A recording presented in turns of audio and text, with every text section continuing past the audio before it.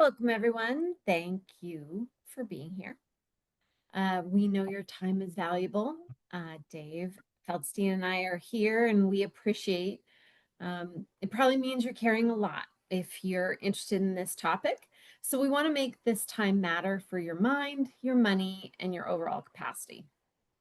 Today isn't just about tips or tactics, it's about putting words to the pressure that often gets ignored, especially if you look like you have it together. And more importantly, it's about making space to do something about it. Dave, welcome.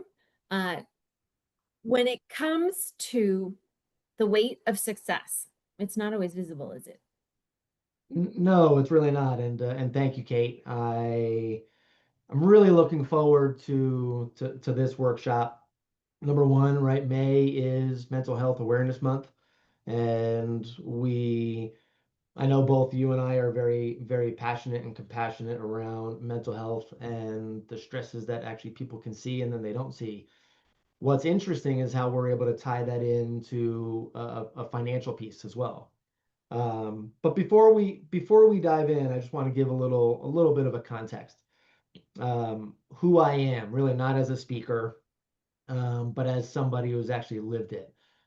So it's interesting. I'm the son of a psychotherapist. My father's a psychotherapist. My mom's a school social worker. I'm the youngest of three. I'm the baby boy. So if anybody ever knows anything about being the youngest and being a baby boy, I'm a self-proclaimed mama's boy. I completely understand. And for a long time before my son was born, I was the last male Feldstein. So that actually comes with a lot of pressure. I didn't really follow a straight path. I went to school for electrical engineering. I'm a numbers guy and realized very, very early on I did not want to be an engineer. So I went from major to major, statistics to physics to biology to philosophy. Actually ended up actually getting a degree in social services, minoring in conflict resolution and philosophy.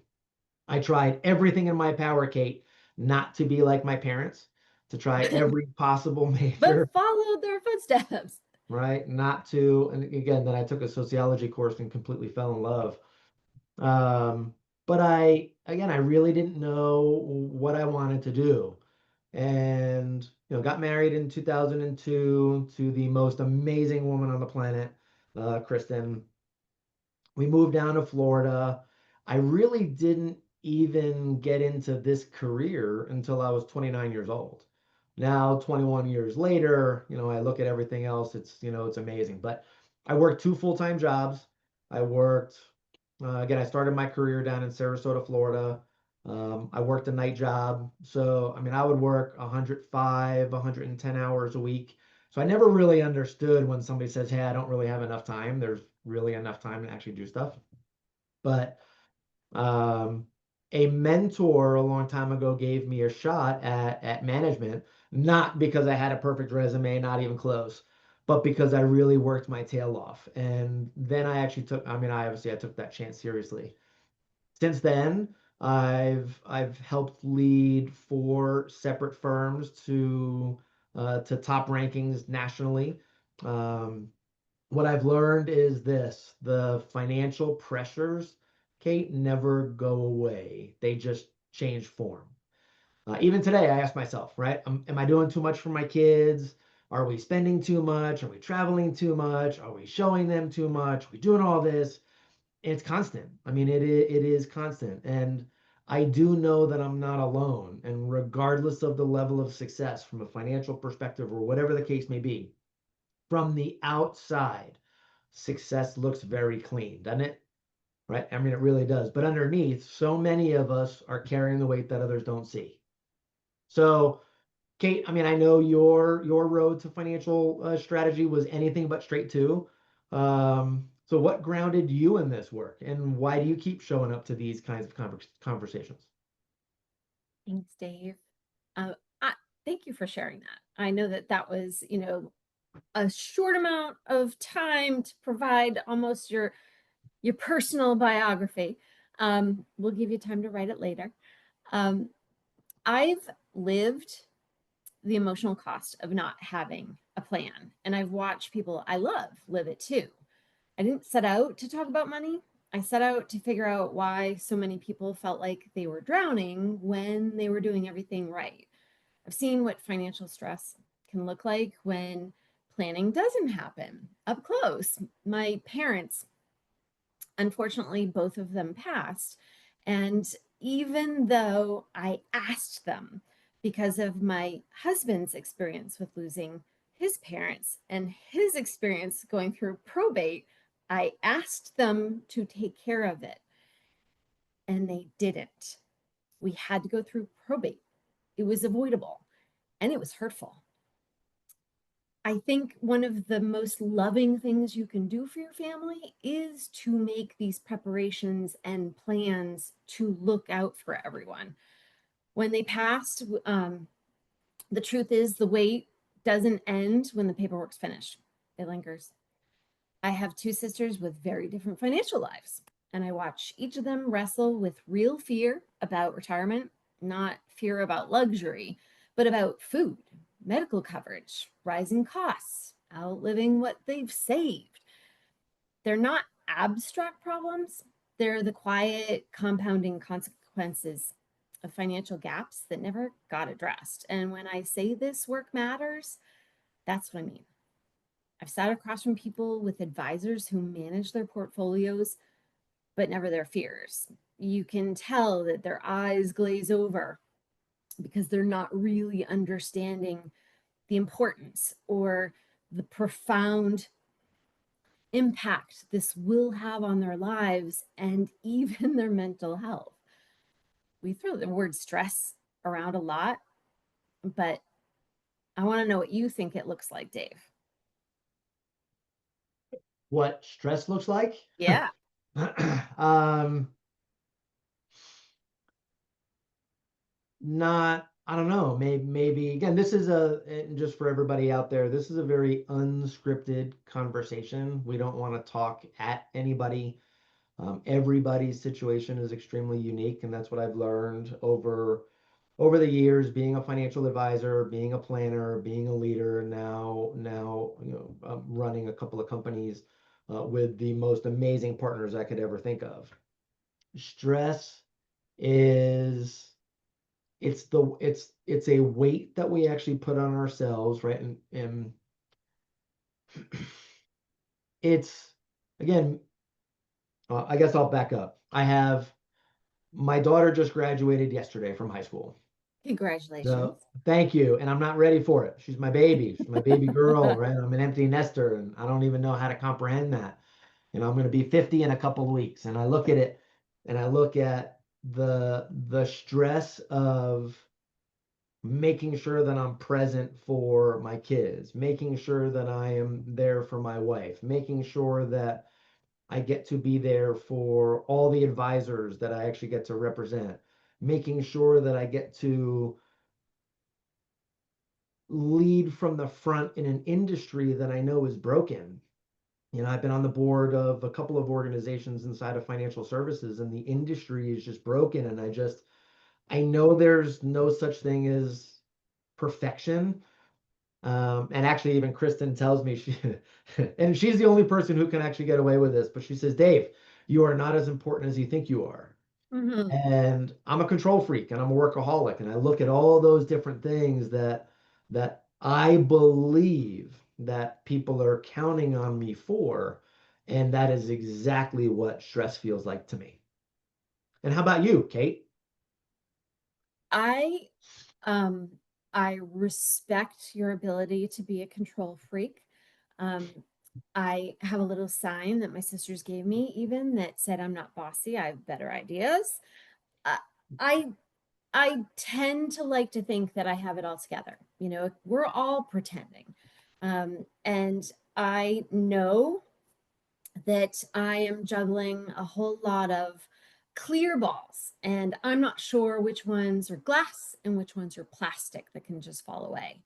So I think that there is never going to be an opportunity to have that level of perfectionism. That's really what I struggle with. That's stress to me, is is feeling like I'm constantly behind the 8 ball or I'm constantly pushing the boulder up the hill, it feels like we're starting at a deficit. But it's not just about money. It's about your identity. It's about, of course, stress, but clarity and even real support.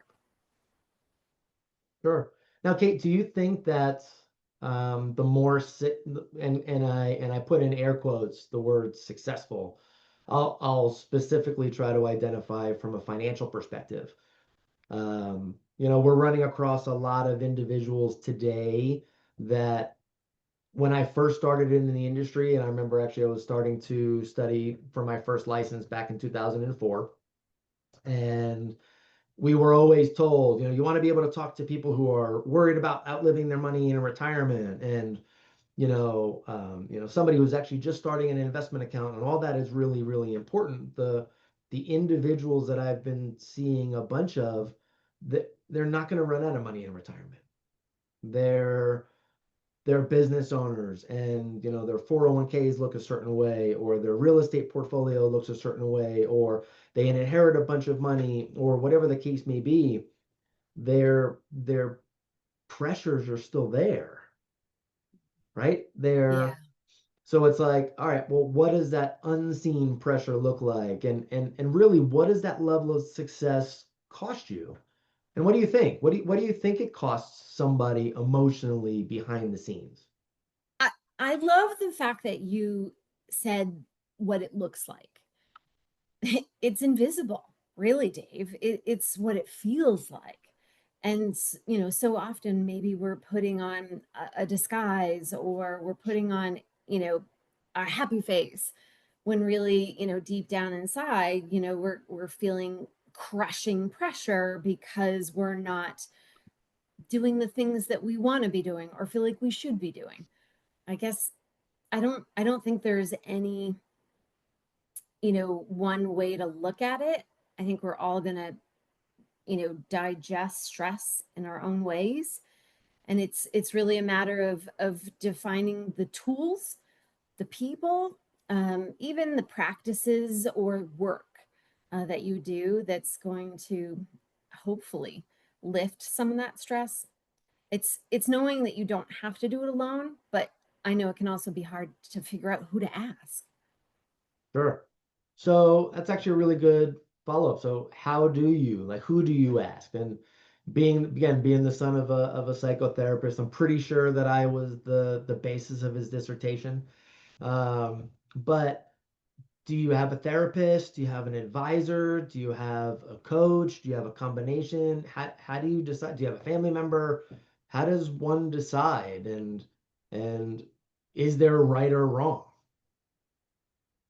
I on a personal note, I've had all of them. I've tried all of them. You think about an app that's going to help you with organizing your finances, or you go to a therapist and you're having these conversations, and to a certain degree, you feel like you're just repeating the same thing every time you see them, or you're not feeling like you're getting anything out of it. I think that you really have to build a system, a team around you, whether it be a family member, whether it be a therapist, whether it be making sure that if you are going to meet with an advisor, it's someone that you build that relationship with. Because if you don't know much about them, how much are they really paying attention to you? I Sure. know it still it still feels heavier than it looks. Um, how do you know when you're approaching your edge? I bury myself in my work. And now that we are, as of last January 2024, we went, we're really a remote company. And I wasn't really sure how I was going to be able to handle that. I'm a very gregarious person. I love talking to people. The first couple of days of working remotely, I found myself going to Publix and my dry cleaners and just striking up conversation with whoever I could. I needed to be around people. And when I found myself not walking, I walk in the community all over the place. enough that my daughter says, she's like, oh, everybody sees you walking. It's so embarrassing, Dad. Anyway, Yep. yeah. Yep. All dads do it. And but I noticed and I knew that I was approaching that edge when I was burying myself. And I have a really good support system, whether it's going to be with my wife, a bunch of guys here in the community. We have fellowship every couple of weeks, and we go to the local Waffle House, and we just talk about friends and spirituality and health and our just literally everything under the sun. And you know what? One thing, and we all are successful from a financial perspective. Money never comes up ever. But all the different stresses that we actually have, it's, we're in the sandwich generation, so we're taking care of our parents, and And their kids. there are some first world problems like, oh, this is what's going on with the delay of the pool being put in, or whatever the case may be. But there are all these other things that are there. So my edge is definitely when I just bury myself and I'm actually at the computer. How about you? How do you know? I, I think it's you know what? I kind of love the fact that, you bury yourself in work. I think I shut down. I think I'm definitely the person that shuts down. I let the bills pile up. I let the laundry pile up. Um, I think I shut down. That's just what my go-to has been, but it gets harder and harder to pull yourself out. So it's almost like you're frozen. And I think that trying to find that team of who's going to help me now. I don't want to burden anyone else. My husband has been there through so much with me, even my sisters. Um, I think that's what I do. I think I shrink down and I just turn off and I don't deal with it. I don't deal with it at all. How do you get yourself out of it? Usually, I need to go out and be with nature. I need to go for a walk. I need a sunny day. I need a book. I need to pet my dog. I need to pet my cat. You need to take in those dopamine hits anywhere you can get them. Just making sure you're taking care of yourself. Self-care is not selfish. There's a big Right. difference. You have to almost, in a way, give yourself permission to name the pressure you're having and then just release it, let it go. I know, I Sure. know. Don't make fun of me for the song. No, but it's interesting because there are a couple of individuals who have approached me in the past and said, well, what does that all have to do with finance? You run a financial planning firm. You help people with their investments and their insurance and risk management and all that kind of stuff. But when I think about it's really not about the money, and then it is about the well-being. We have to understand why we work so hard anyway. We're working hard to be able to give ourselves these particular luxuries. Yeah. I actually got I got a comment from somebody who actually says, well, why do you have all those pictures up on your wall? And I said, well, that's the reason why That's I my do. why. But that is absolutely my why. I mean, I came out of the womb wanting kids, Kate, without a doubt. And I love being a father. Very, very intentional. I just love, that's why it's people are like, oh, congratulations on your daughter graduating. And I'm miserable because now my kids are, I have a son that just finished his freshman year in college. Now I have another one going off. And I mean, I love my wife to death, and I actually really feel bad for her, because now I'm not going to be able to pour myself as much, into the kids, and we'll FaceTime and do all that, but it's really going to be her. But Mhm. people are like, well, why is this conversation appropriate for individuals today in 2025? And I can't be the only one to know that I've made peace with earning a really good living. I just I don't know if I've actually come to peace with resting. I don't, and I feel that there's this constant to just go and get more and get more. I mean, I was in five tennis leagues, for goodness sakes. So, Okay. and I love tennis, but I really just started. I mean, I just started playing in 2015, and I get yelled at by our, by our coach. Oh, you're holding the racket wrong. You're serving wrong. You're doing all this, and that's fine. I'm a baseball player, so I have a baseball player swing. But I'll pour myself into all that kind of stuff, and I know that's not necessarily the healthiest thing. It's got to be about that balance. I have not figured out how to be okay with resting. You I know, can see that. I haven't. I can see that in you. So Almost as if, you know, now that the kids have graduated, what's next for you? sure. Yeah. Well, what's interesting is, the title of this workshop is it's beyond the balance sheet. So, a question I have for you, Kate, is would you still do everything that you're doing if nobody saw? Yeah. Um, I I respect immensely, you know, when you're sharing your why being about your family. Of course. Of course, family is all about what we're doing on a daily basis, you know, making sure that we do earn an income and that we do provide for our children. And yes, we feel guilty when we do that successfully.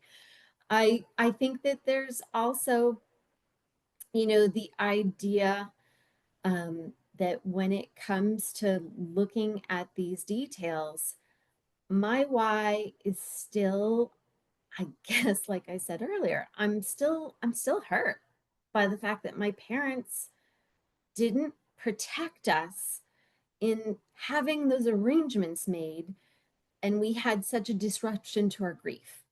So it's, you know, I don't want that for anyone else. I want everyone to be able to grieve in peace and know that they don't have to deal with the paperwork and the business side.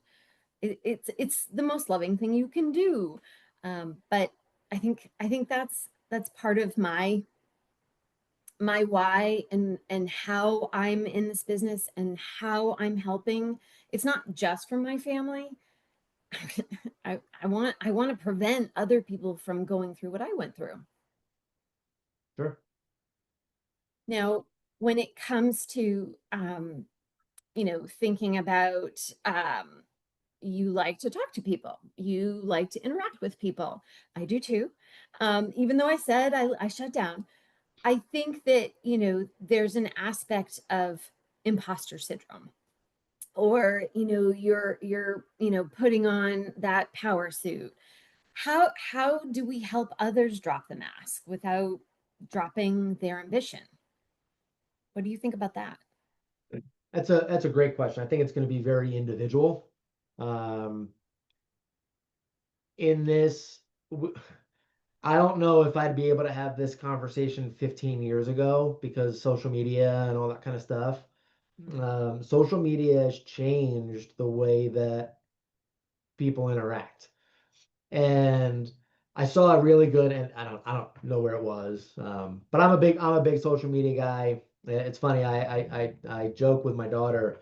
I said I'm going to be a social media influencer. I have like 187 followers on Instagram. I was so excited.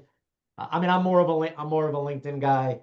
I posted, I post every day, but it's really, really important because there is a work-life integration. I don't believe in work-life balance, not in what we do right now. I'm not going to shut one part of my brain off to go do another. I really do believe in the integration of things. 'Cause I'm very proud of what I do for a living, and I'm very proud of my friends and my family and my community and and everything else. But it's going to be very individual, and it's how do they portray themselves on social media? What do they actually respond to on social media? And it's funny when we always say we're like, I don't compare myself to other people, or I don't actually listen to that garbage, or I don't go do this. Well, it's just like the gambler who goes to Las Vegas and says, hey, I'm going to win every time. There's a reason why there's gold leaf on the ceiling of a casino, right? Because the casino wins all the time. So why are social media influencers that have a million, 2 million, they have the YouTube followers, why are they being paid by marketers? Like an because we're audience. right because we're listening to it. But anyway, so I Yeah. was looking at the picture. It was a picture of an apple where the front of the apple was the it was a red delicious whatever, but it was a beautiful shiny, and then on the back of it it was bitten and it was rotten and was all that kind of stuff. We only get to see what other people want us to see. And now lately with all the digital with the tools and the bots and everything else, what is it, over 60% of all comments on somebody's social media are not from a human being. They're bots. So we're identifying ourselves by not real human interaction. I mean, it blows my mind, but you have to be able to then sit down with somebody and say, really, we talk about what's your why, and there are books like that and everything else, but we live in an open source world right now. People can find out any of the information that they want at any particular time. What I found though, when I sit down with very successful individuals, it is about the things that make them get out of bed in the morning. It's about accomplishing something, tackling something, competing.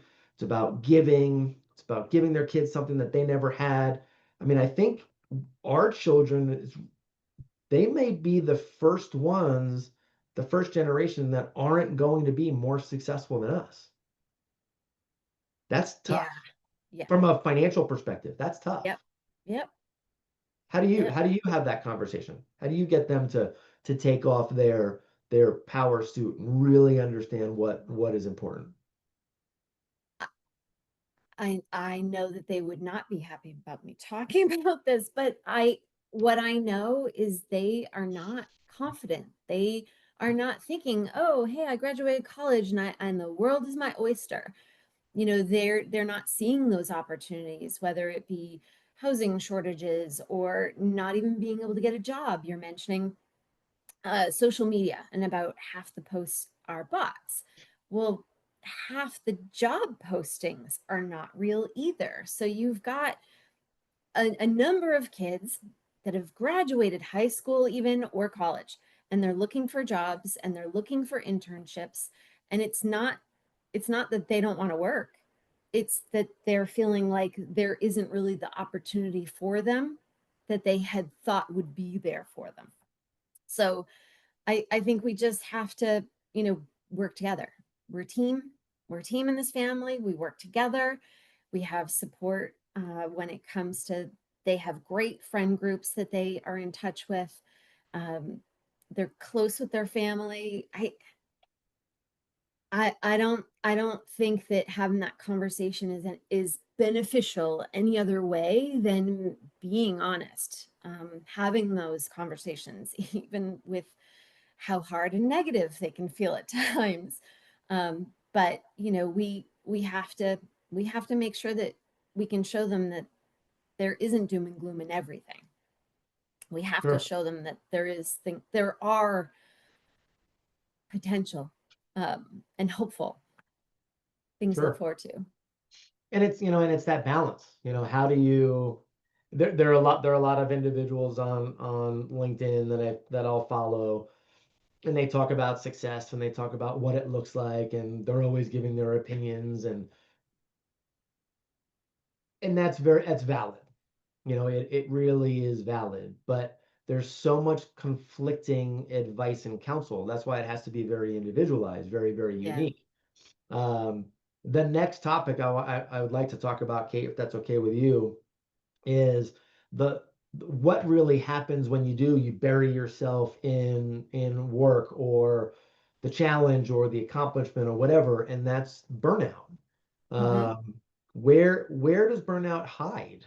In the lives of individuals, especially as they start reaching new levels of success in all different aspects of their life. Where do you think that I that hides? Well, sometimes it can hide in your bank account. Sometimes it can hide in your cabinet. Um, I think this is why, having hobbies is beneficial. Pick up a book. Um, it's almost like giving, like trying a 5-minute daily check-in, What am I pretending not to feel? It's, oh, Dave, this is a big question. Tell me what you would do. I don't know if I would do anything specific, but it's how burnout and really what does it actually look like? You know, people are either changing their jobs or, you know, blaming somebody else. You know, I was turned on to a really good book a while ago, Extreme Ownership. And I mean, it really was a game changer for me to really just take accountability, self accountability for really everything that I do. It really is going to be that balance. And don't listen. You know, you can't listen to the social media stuff. It's not the keeping up with the Joneses, and it's about what's right for you and your family, and have constant communications around every aspect, just like the open source world that we have. Be open with your friends and the family because they're the reasons why they're your friends and family. I don't know. It was a couple months ago. My son was a panelist on a workshop here, and we were talking about the Feldstein family business and you know what he actually does. You know, he works at Publix in the deli department, and he invests in the 401k and has a Roth IRA and owns whole life insurance and all that kind of stuff. And we're very open about money. We're very open about stresses. And I don't have to be that Superman to my kids, even though that they're teenagers.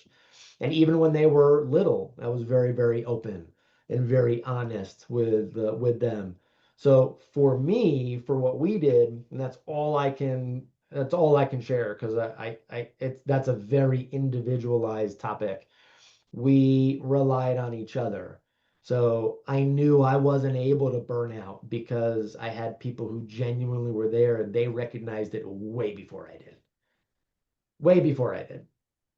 So it Well, was you funny. do have Kristen, so you're cheating a For little. sure. Yes, I am definitely cheating. Yes, and for everybody that's actually on here that know my wife, they are shaking their heads in agreement, you know, for sure. There were a lot of people that actually came up to the graduation yesterday and the party that we had last Saturday for her. And I mean, Kristen is the most amazing rock in our Feldstein family business. By the way, she is the CEO.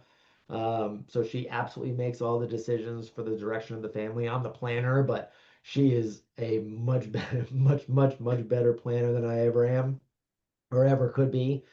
But it was funny the other day, Kate, you and I were talking about it, and thank you. She's actually working tonight, so she's not seeing this, so that's great. We're not gonna have to worry. Oh, this is being recorded, right? It's gonna be on our on Vita's website. Dang it. Yep. Yeah, so I guess I'm gonna have to admit how amazing she is.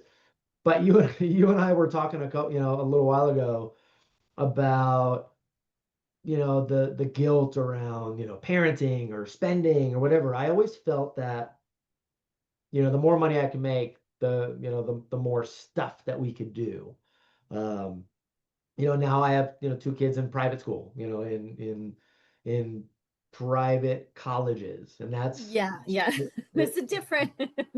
yeah, private colleges, right? And that's very expensive. They could have gone here to a Georgia school with Hope Scholarship and had all that all that kind of stuff. Um, but it's going to be that balance. So like when we get together as a family and when we meet in our Sunday family meetings, we talk about finances. We're like, hey, this is the trip that we actually want to plan. And then we can plan trips and then we'll be okay with actually canceling one. You and I were actually talking about it.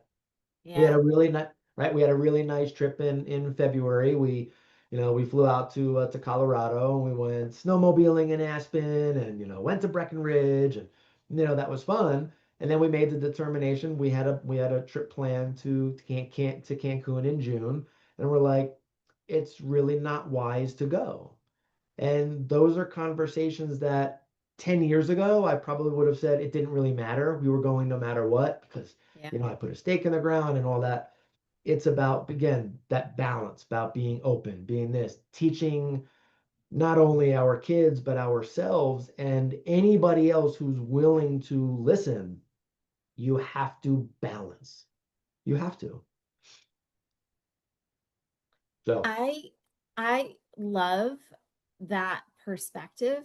I think it's so important to be able to not only share aspects of ourselves personally and include it in the conversations we're having. Um, it it does all boil down to money in some ways. Some of the things that we want to do, whether it be with our families or whether it be personally or whether it be um, it boils money is the root of all. But I don't think that sometimes the bravest financial decision is the one that protects your peace. So it's about making sure that you're having your money do things for you in the long run with a plan. I love the fact that on the one hand, say you're a control freak, but on the other hand, your wife is the CEO. I think that I think that's actually a perfect example of there needs to be a balance. There needs to even be that partnership and teamwork within families. Sure. Again, I keep coming back to the reason why you and I were so passionate about having this conversation is growing up, I never had a problem talking about mental health just because that was my dad's profession. That was my mom's profession. And it was normal. It was completely normal to be able to talk ad nauseum. My wife is a social worker. So social worker mom, psychotherapist dad, married a social worker. I got a degree in social services. So it's so normal to be able to talk about it. But when I look at the what stress can actually do, and whether it's going to be chemical, whether it's not, what doesn't matter. I look what stress can do to somebody physically. Yeah. Um, and people there are a lot. I mean, I wear a bracelet specifically to raise awareness for teen suicide. And it is very prevalent and in many different areas. Sometimes the stress and the burden can be too much. I can't deal, right? I can't deal. We have to be open to have a conversation. So when we were talking about this as financial advisors and financial planners, how do you deal? What do you do? We want to be able to then give concrete situations and ideas, right? Who gets help? What do they want? How are we able to help? Because we talk about financial stress like it's just a part of adulthood, right? Oh, that's normal. Like that's just, oh, well, that's just, oh, you're gonna have stress, and it's gonna be financial stress. You're gonna want to buy this particular car, you're gonna want to do this. When I got my when I became the head of sales at a previous organization, one of a guy that I respect tremendously was like, "Oh, you're finally going to get Kristen that Range Rover." I said, "Nope. Why?" That's how they equated that level of success. To me, Yeah. I was always taught, you buy what appreciates, you lease what depreciates, and a car is a depreciating item. So it didn't really make sense to me. But I could care less. Plus, it's going to be more for a windshield wiper, more for an oil change, more for all that other kind of Oh stuff, yeah. more for a tire, more for brakes, more, doesn't really make sense. I am a very, very frugal person. I am a very thrifty person. There are a lot of individuals that call me straight up cheap, which is completely fine. I do a lot of things extravagantly, and then all the others I don't. So for a lot of people though, Kate, you even mentioned, like this financial stress, it's not just background noise. It is literally the loudest thing in the room. So talk to me a little bit about that. And for everybody that's actually listening, wondering, that's not me, or that's me, or oh my gosh, I know somebody like that. What would you say to the people that are listening? Um, I whether you have a an advisor, a coach, a therapist, or all of them.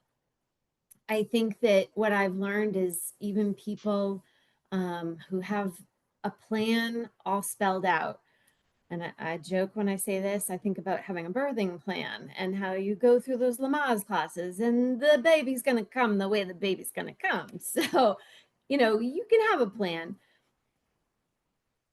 but I think the money is still part of what we equate as a big aspect of how we can have that life.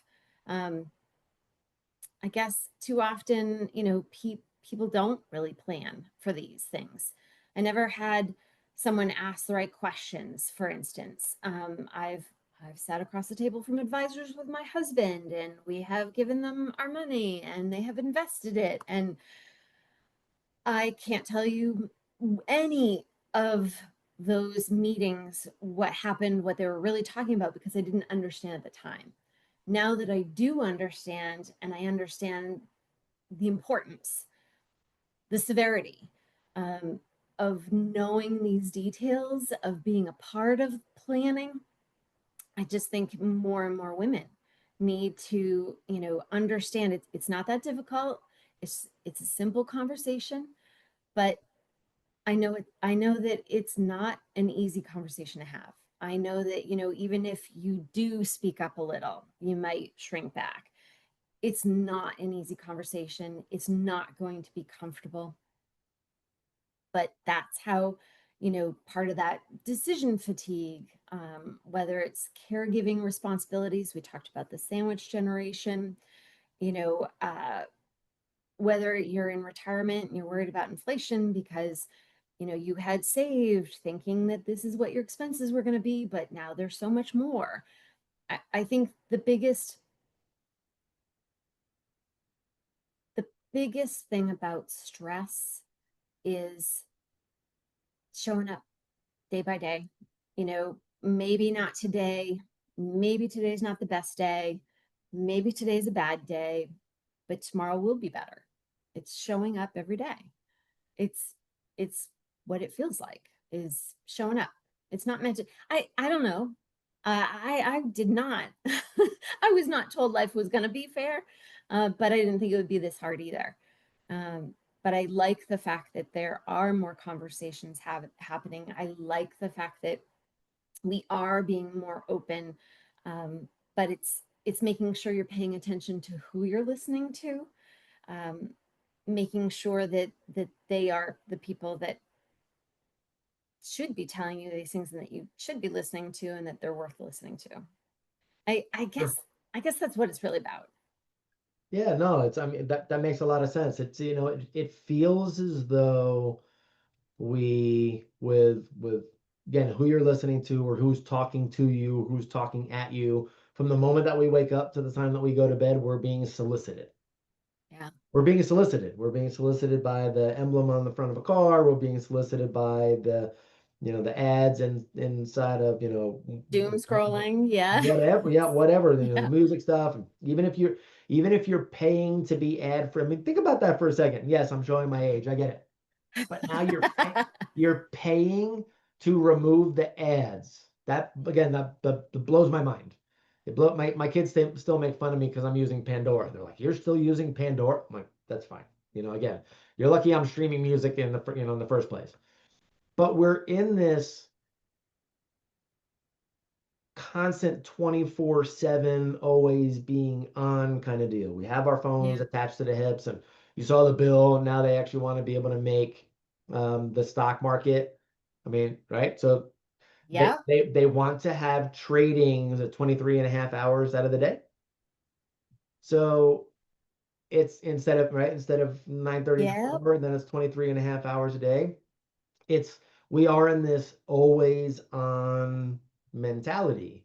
And how can you always be on at work, at home, with your relationship with God, if there is one, with your health, with how can you be always on in every aspect of your life? I mean, that's really why they talk about the teeter totter and there is that balance. And there is, like, I'm very particular with everybody that we work with an ideal work week, right? I'm very, very, very particular. There are 168 hours in the week. if you, and this is a math problem, right? Of course. This is literally math. So there are 168 hours in the week. If you want to take Sundays completely off, great. If you sleep 7 hours a day, great. If your meals, your breakfast, your lunch, your dinners, even if it's the two little meals, if you're doing the low carb thing like me, or if you're like one of our partners, Matt Carter, if you're doing the intermittent fasting, he always does the intermittent fasting, whatever it is, there's literally enough time in the day to plan it out If you want it bad enough. if you want it bad enough, right? It's Mhm. why we have to actually ask those questions on a regular basis. How bad do you want it? How Yeah. bad do you want to be present for your wife? I, I I've always been taught that consistency and persistency over time will yield any result you desire. Anything. So I always say, and again, everybody that's listening to this that knows me, I am very competitive. I mean, I'll compete for anything. Very, very, very competitive. And I've always told myself that I want a six pack. I want a six pack ab, right? Six pack, eight pack, whatever. Guess what? I'm almost 50 years old. I don't have one. So what is that actually telling you? That I really don't want it. Because Yeah. I know if I wanted it bad enough, I would eat well, I would walk, I would exercise, I would do the better me's, the V shreds, whatever the case may be. Yep. I have a really nice home gym that I've walked past it a couple times. That's about it. Been there, done that. So again, Yep. consistency and persistency over time will yield any result you desire. It'll be the same thing with balance or the integration piece. And somebody asked me, and it's funny because I actually reread that again in the 7 Habits of Highly Effective People when you begin with the end in mind. But a mentor of mine told me way back in my career, he says, whenever you redo your business plan, he's like, I want you to rewrite your eulogy. He says, I want you to write the eulogy that you're going to have Kristen, Ryan, Riley, any friend read. And what is it going to say about you? Which is why that's my North Star. And it's not about my success. It's not about this. It's about, will Dave Feldstein be remembered as the person who cared more about me than most people? What I want to be remembered for. And yes, I'm originally from New Jersey, so I do have a New Jersey attitude. I have sometimes I have a New Jersey driving attitude. I don't think Hmm. that'll ever go away. I dropped my mom off at the airport today, and a little bit of that Jersey driver came out. Sneaks right Um, out. not right, not a problem, right? It's absolutely not a problem. Um, but I want to be remembered for who I am. That I can be called at 3 o'clock in the morning and be there for anybody. And I know whether it's going to be the fellowship group, the guys on my tennis team, my softball team, my family. I recently wrote a post about my investment in the community in which I moved to. And it was literally one of the best investments of my career because I've poured into the community, I've poured into the schools, I've been on every board you can possibly think of. I really don't like the game of soccer, but my daughter played it, so I was the booster club president. You do what you Um, do for your I, kids. yeah, but those are right, those are really, really important. But it's given me back 100-fold. Yeah. So those are the types of investments, regardless of how financially successful that you are, it gives you the peace of mind. It gives you the balance. It gives you the solace. And when you and I kept on talking about, well, what would we really wanted to put this on. I'm like, well, they're really going to be talking about mental health and stress and being open and being vulnerable and all that kind of stuff. Because they're financial planners. Yes, because they literally go hand in hand. Yeah. You They you don't have a literally conversation where you're not provoking a feeling. they literally go hand in hand. And I was really proud to be able to do this with you, Kate, and because I respect you dearly, and being able to have a conversation that is very, very open. And it used to be taboo. I mean, you can't talk about mental health. You can't talk about your finances. Yeah. Well, there's a reason why I've had a lot of really crappy moments throughout a day, but I can't remember the last time I had a bad day.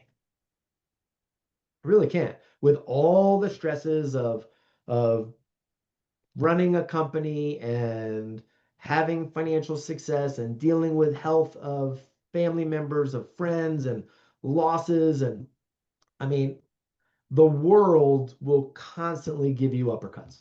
Hmm. Constantly. Yeah. Constantly. And again, we have a lot of those sayings, right? Doesn't matter how many times you got knocked down, it's how many times you get up, blah blah. I mean, all the things Mantras. that, right? I mean, all the Yes. things that are out there, it is still a mindset. And I and I'll turn it over to you because I want to talk about what strategies we can actually do and to implore to be able to actually really assist everybody that's watching this and who will continue to watch it after they go to the website is from a strategic perspective. It's about being open. But there's this guy who actually said, I remember talking to him. He had just sold a business and the number was actually off, but it was like about 167 million. And we were talking to him. I said, well, you're probably nothing probably worries you. And he started talking about his three girls. And he started talking about the individuals that would come out of the woodworks if they found out how much their dad was worth.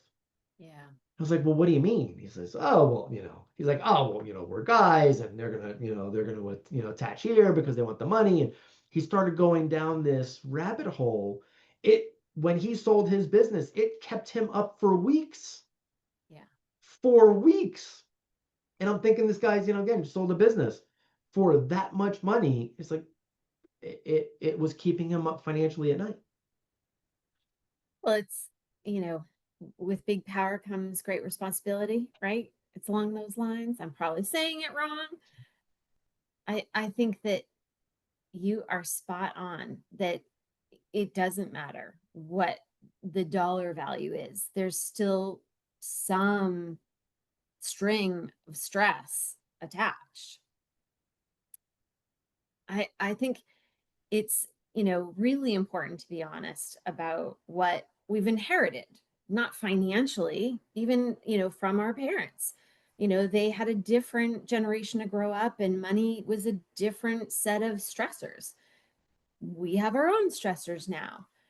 We've delayed, paying some bills, or we've delayed making payments on things, paying things off. We continue to take out more debt. I think it's really a matter of choosing where to go from here. Sure. There's a time, a moment in almost every financial conversation I have lately where someone pauses and says, I didn't realize how much I've been holding until I said it out loud.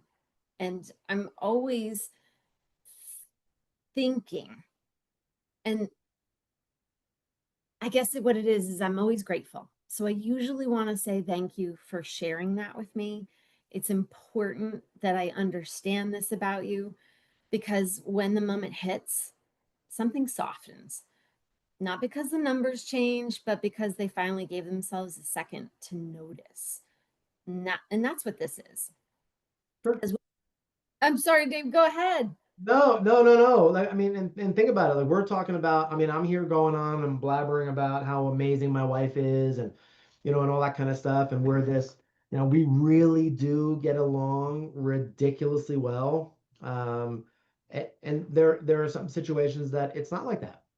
There Yeah. could be a divorce, there could be, a death of a spouse, there could be all these other things that are there, and that just adds more burden and more stress. It may not, absolutely not from a financial perspective. That spouse or whatever, they may have left a ton of money and all these other things that actually, go along. And Yeah.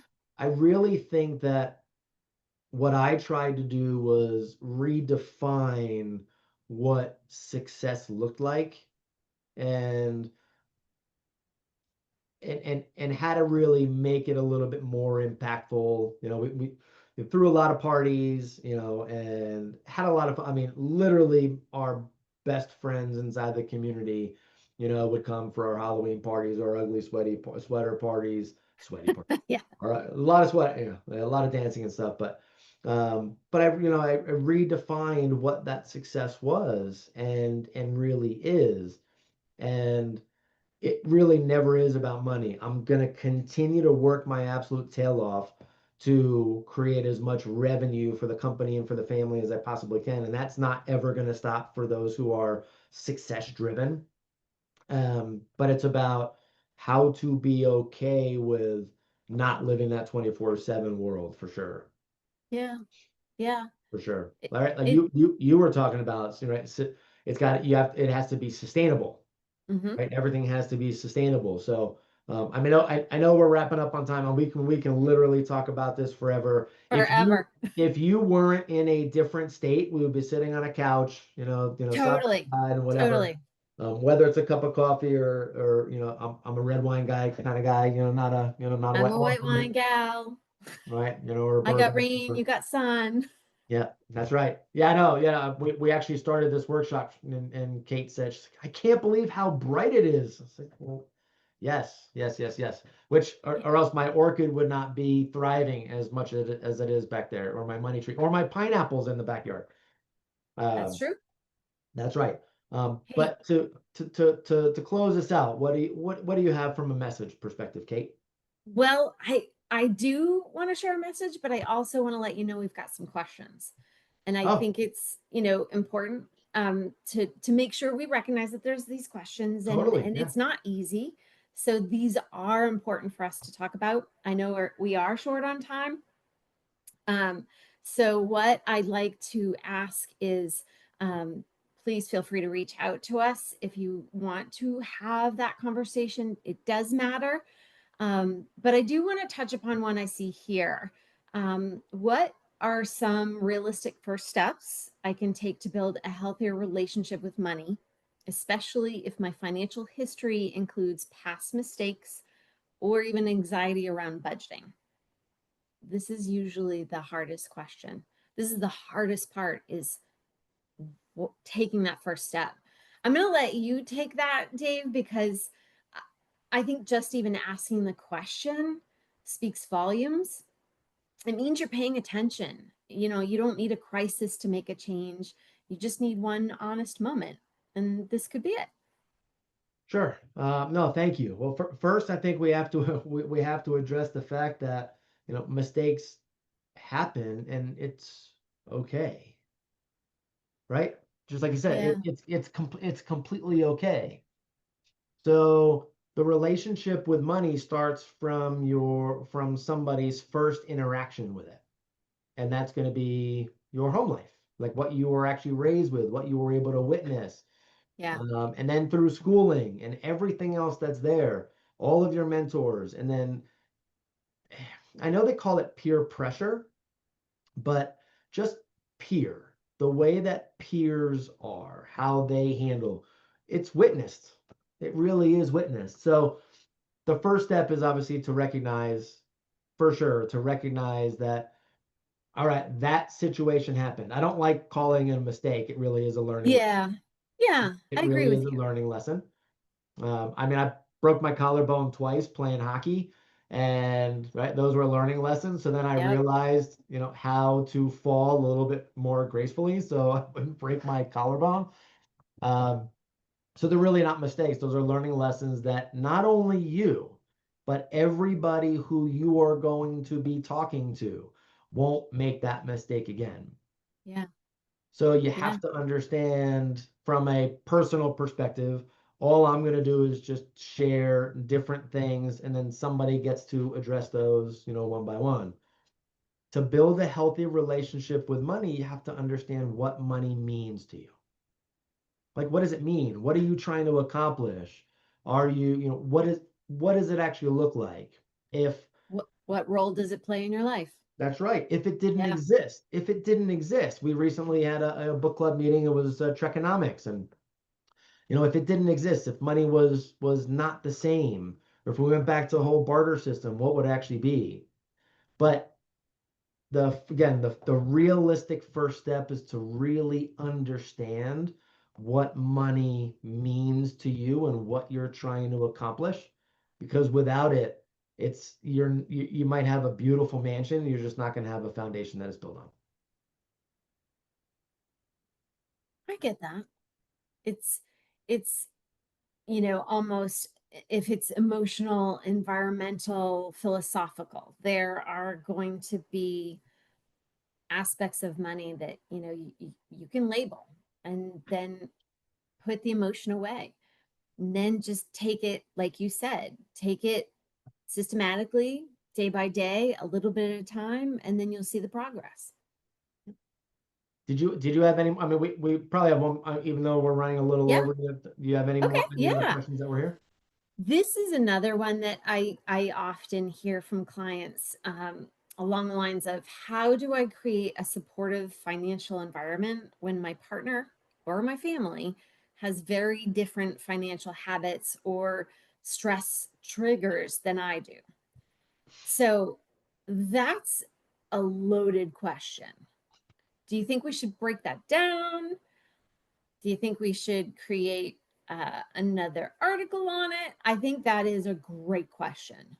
It is a great question. It can be very, very complex.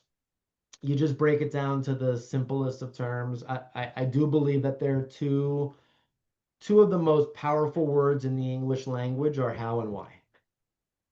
So if you're sitting down with your spouse, and there should probably be an independent third party, again, advisor, mentor, business coach, therapist, it really doesn't matter. It's how did we get here? Yeah. And why is it important that we're talking about it today? And Because you those, don't want to carry the load anymore. if you get to have spouses openly and honestly talk about that, we're going to get to the root of what the family feels about money. We're going to get to the root of why we're having this conversation. We're going to get to the root of, if we get, how did we get here? There'll be all these different things that led to this particular point of why this question was raised in the first place. Yeah. Well, what happens if we actually have, what we obviously know in this particular situation, there is a difference of opinion. So let's talk about all the things that led to us having this conversation today, and talk openly and honestly about it. And what are we going to do, and why is it important that we're addressing it? What are your thoughts? Well, I want to say, don't they say, there are a few money triggers for couples, that most don't, survive through? Is it construction on a house, building a house? I want to say there's a few different ones that, will usually break a couple up. Um, I've been there through both, through all, and a divorce. I remarried my same first husband, but I think you don't have to look at it as a mistake. You can look at it as a learning opportunity. It's not a failure. You can fail forward. It's momentum. You wouldn't know how to succeed if you didn't fail in that direction. And I think I even hate using those words, mistakes and fail, or it it really is just a matter of just owning where you're at, taking a good look at it, and then taking it one step at a time. Oh, that's right. I've never failed at anything. I've fallen up a lot in my life. A lot. See? A lot, a lot, a lot, a lot, a lot. So yeah, hey, like we can talk about this, forever. But Forever. do you have something to say at the end to wrap us up today? I think that when it comes to, how you feel, um, think about what you're grateful for. Think about, what you want to have emotionally, environmentally, philosophically. we're here to help with that. There are people that can help. You don't have to do it alone. I know it's scary and I know you don't know who to ask, but I think it's important that you do, that you take a step. No, We that's can help. great. And I'll finish it with this. One of my greatest mentors of all time, used to say, Dave, things are never as good or as bad as they seem. It's usually somewhere in the middle. So when I think about it, it's like, oh, when things are good, they're really not that good. They can always be better. And when things are bad, trust me, they're really not that bad, right? It's going to be somewhere in the middle. And that's Yeah. really what life is anyway. It life, success, business, family, and peace really does live somewhere in the middle. And it's really what I want the listeners and the viewers of today to come away with, that the company, the work that you do, Kate, the work that Vita does, for myself, the work that Veranovia does, I want it to be about the middle. I want it to be about the peace. I want it, yes, of course, it's going to be about financial. We can help. That's of course. But if it's, again, just like you were saying, if it's about emotion, if it's about environment, we absolutely can help too. We want the vulnerability because that's the real. I People who know me, I just think I mean, I am what I am. People are either going to like me or not. They're going to respect me or not. It doesn't really matter. I can't change their opinion. All I know is that we listen with intent. We listen with passion. We are passionate listeners because we will be able to help in a myriad of ways that most people just don't think. Um, Yep. we really are the combination of the three. The mentor, the business coach, the advisor, and the therapist were really a combination of the three. But Kate, I really, really enjoyed doing this workshop with you for sure. You Fun. too, Dave. You too, Dave. Next time we're doing it in person. You know what I think about you. LinkedIn knows what I think about you. Next time we're doing it in person. Okay, yeah, deal. I like that. Very good. And with that, again, I want to thank everybody for attending, for sharing some of the comments. If for any particular reason we didn't answer your question in the chat, we will absolutely be reaching out to you individually. Thank you all very much. Have a great rest of your Thursday. Have a good night.